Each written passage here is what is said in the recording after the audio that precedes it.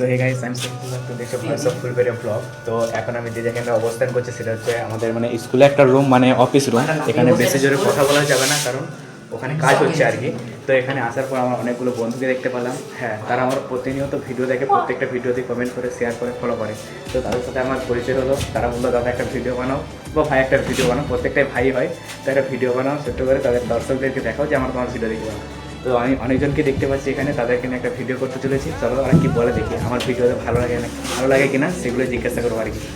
তো প্রথমে আমাদের অঙ্কিত দাদাকে জিজ্ঞাসা করে, অঙ্কিত কুমারকে জিজ্ঞাসা করো, দাদা আমার ভিডিও তোমাকে কেমন লাগে? দারুণ, আপনি একদিন ইউটিউবের, ফেসবুকে, সোশ্যাল মিডিয়ার মুখ উজ্জ্বল করুন। অসংখ্য অসংখ্য ধন্যবাদ। তো এই অঙ্কিত কুমারের পর আমি জিজ্ঞাসা করবো আমাদের আকাশ দাকে, মানে এই আমার প্রত্যেকটা ভিডিও দেখে আমি জানি এবং আমার পাশে থাকে। তো দাদা আমার ভিডিও তোমার কাছে কেমন লাগে? খুব ভালো লাগে। খুব ভালো লাগে। তো আমার ভিডিওগুলো কি তুমি প্রত্যেকটা ভিডিওই দেখো? দর্শককে বলো। লাইক, কমেন্ট, শেয়ার করি।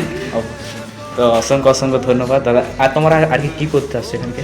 আমরা এই টেস্ট পেপার আনতে এসেছি, এই স্কুলের অ্যাডমিশন দেওয়া হচ্ছে। কারণ আমি বলে তোমরা বিশ্বাস করবে না, তাই ওদের কাছ থেকে ওদের কাছে জিজ্ঞাসা করুন, তখন তোমরা বুঝতে পারো যে ওরা মিথ্যা কথা বলছে না সত্য কথা বলছে। আমি বললে হয়তো ভাববে মিথ্যা কথা বলছে। ক্যামেরা করে রাখাস আমার ভিডিও দেখে, অনেকের হয়েছে কিন্তু তার পালিয়ে গেছে, ওখানকে পালিয়ে গেছে, কেউ ভিডিও করতে চাইছে না বা ভিডিওর সামনে এসছে না।